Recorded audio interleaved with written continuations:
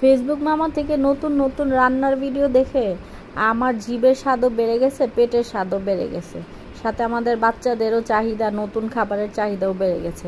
আজকেও একটা নতুন খাবার নিয়ে আপনাদের মধ্যে হাজির হলাম। আসসালামু আলাইকুম।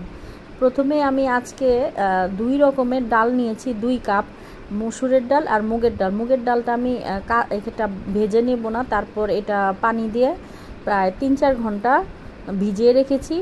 তার মধ্যে ভিজানো হয়েছে পানি ঝরিয়ে, তার মধ্যে 3 চামচ ডাল উঠিয়ে নিয়েছি আর বাকি ডালগুলো ব্লেন্ডার করে নিয়েছি। আপনি চাইলে শিলপাটায় বেটে নিতে পারেন।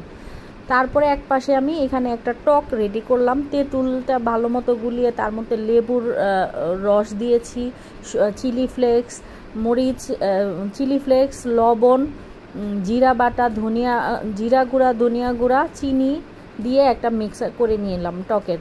তারপরে আমি এখানে এখন ডাল বাটার সাথে আমি কাঁচামরিচ, স্বাদ মতো পেঁয়াজ, তারপরে ধনিয়া পাতা, জিরা গুঁড়া, ধনিয়া গুঁড়া, শুকনো বেসন, যাতে ডাল বাটাটা একটু শুকনো হয়, বেশি লিকুইড না থাকে, আদা বাটা, সব কিছু দিয়ে একটা মিক্স করে এটাও আমি, আর ওই যে শুকনো কিছু 3 চামচ ডাল আমি আনাম ডালটা উঠিয়ে রাখছিলাম, ওই ডালটাও মিক্স করে নিব। মিক্স করে প্রায় 15-20 মিনিট এটা রেস্টে রেখে দিব। তারপরে তেল গরম করে একটু মোটা মোটা আকারেই কয়েকটা বড়া করে নিব। বড়াটা একটু হাই হিটে এটা ভেজে ভেজে উল্টিয়ে পাল্টিয়ে ভেজে উঠায় নিব।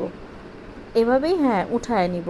উঠানোর পরে একটা প্লেটে রেখে তারপরে তার উপর, এটা গরম থাকাকালীনই করতে হবে, তার উপরে একটা গ্লাস দিয়ে এরকম চাপ দিয়ে একদম চাপ দিয়ে পাতলা করে বড় আকারের বড়াটা করে নিব, যাতে বড়াটা চ্যাপটা হয়ে বড় হয়ে যায়।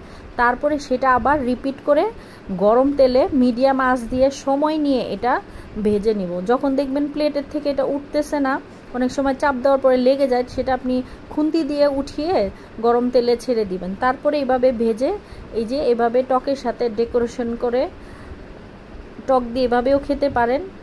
দেখুন আমার এই ডালের বড়াটা কতটা ক্রিস্পি হয়েছে, হাত দিয়ে একদম ভেঙে ফেলা যাচ্ছে। তারপরে চটপটির মতো এভাবে টক দিয়ে পরিবেশন করতে পারেন।